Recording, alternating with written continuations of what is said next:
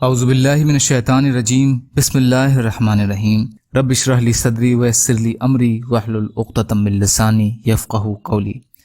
منتخب احادیث اکرام مسلم، مسلمانوں کے حقوق۔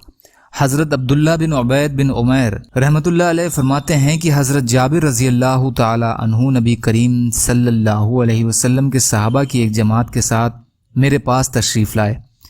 حضرت جابر رضی اللہ عنہ نے ساتھیوں کے سامنے روٹی اور سرکہ پیش کیا اور فرمایا اسے کھا لو، کیونکہ میں نے رسول اللہ صلی اللہ علیہ وسلم کو یہ ارشاد فرماتے ہوئے سنا ہے کہ سرکہ بہترین سالن ہے۔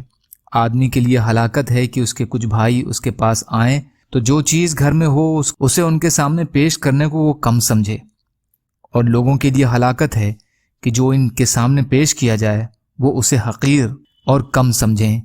ایک اور روایت میں ہے کہ آدمی کی برائی کے لیے یہی کافی ہے کہ جو اس کے سامنے پیش کیا جائے وہ اس کو کم سمجھے۔ مسند احمد، طبرانی، ابو یعلا، مجمع الزوائد۔ یا اللہ ہم سب کو کہنے سننے سے زیادہ عمل کی توفیق عطا فرما۔ یا اللہ جو مظلوم ہیں ان کی مدد فرما، جو بیمار ہیں انہیں صحت کلی عطا فرما، جو قرض میں ہیں ان کے قرضوں کو ادا کر دیجیے۔ یا اللہ آپ قادر مطلق ہیں، آپ کے لیے ہر چیز آسان ہے، ہمارے لیے بھی آسانیاں پیدا فرمائیے۔ یا اللہ اپنے حلال میں سے دیے، اپنے حرام سے بچا لیجیے۔ یا اللہ اپنے غیر سے بے نیاز کر دیجیے۔ یا اللہ جو مانگا وہ بھی عطا کر دیجیے، جو بھول گئے ہوں اپنے فضل کرم سے عطا فرما دیجیے۔ یا اللہ آپ جو بھی فیصلہ ہمارے لیے فرمائیے اس کا انجام بہتر کر دیجیے۔